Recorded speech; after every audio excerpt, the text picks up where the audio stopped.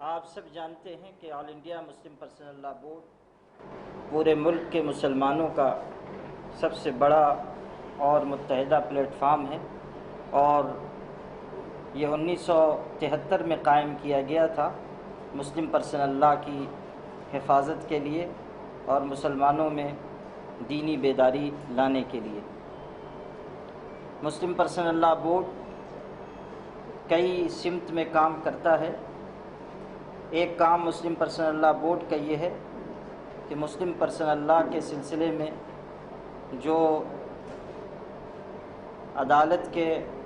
ذریعے ایسے فیصلے آ جاتے ہیں جو شریعت سے ٹکرانے والے ہیں، ان کی خامی کو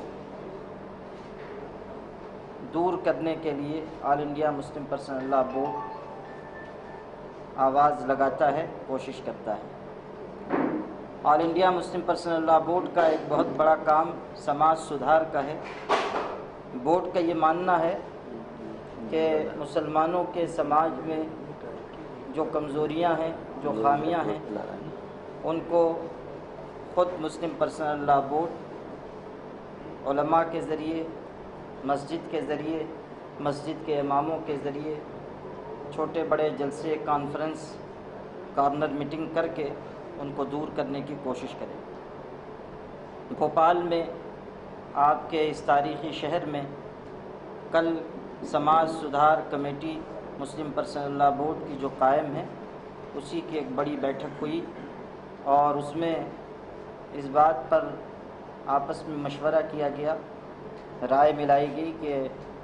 اس پورے اسٹیٹ میں، اس ریاست میں کس طرح سماج سدھار کے کاموں کو آگے بڑھایا جائے۔ اس میں مسجد کے اماموں کو بھی بلایا گیا،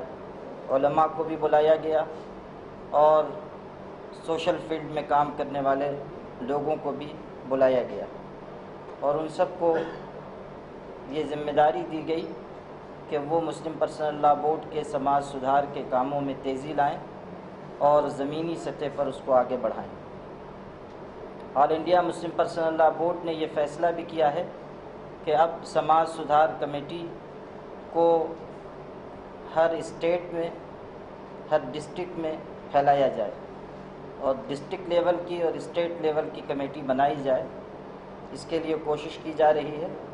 اور کل بھوپال میں مدھیہ پردیش کے لیے کمیٹی قائم بھی کی گئی، اور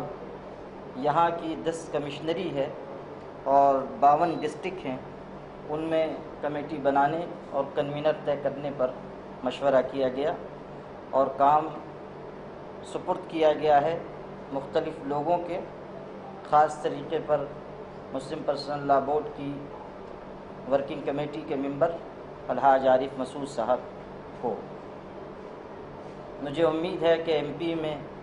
یہ کام بڑھے گا اور سماج سدھار کے کاموں سے مسلمانوں کے سماج کو قوت پہنچے گی۔ ایک دوسرا کام مسلم پرسنل لاء بورڈ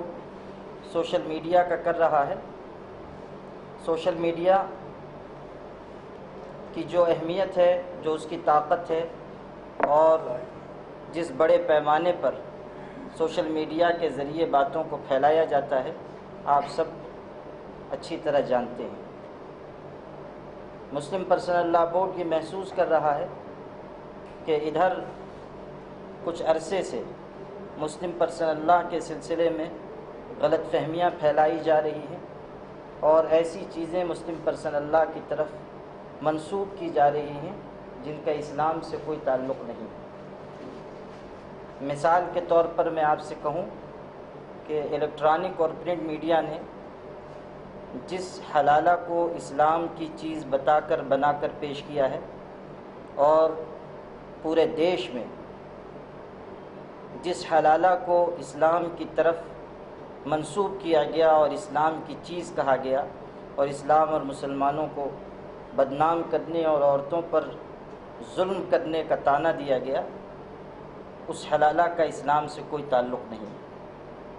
یہ بات میں بہت ذمہ داری سے کہہ رہا ہوں کہ ایک ایسی چیز جس کا اسلام میں کوئی تصور نہیں ہے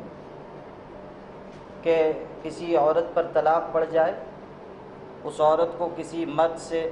سیٹنگ کر کے اس کا نکاح کرایا جائے، شادی کرائی جائے، پیسے دے کر شادی کرائی جائے، اور پھر اس کو طلاق دلوائی جائے 2-4 رات گزرنے کے بعد،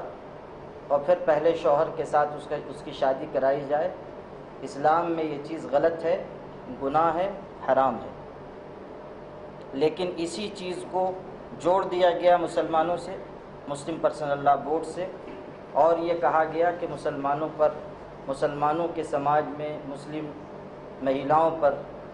یہ اتیاچار کیا جا رہا ہے۔ یہ چیز صحیح نہیں ہے، اور ہم یہ چاہتے ہیں کہ اس طرح کی جو غلط فہمیاں، غلط باتیں، غلط پروپیگنڈے ہیں، سوشل میڈیا کے ذریعے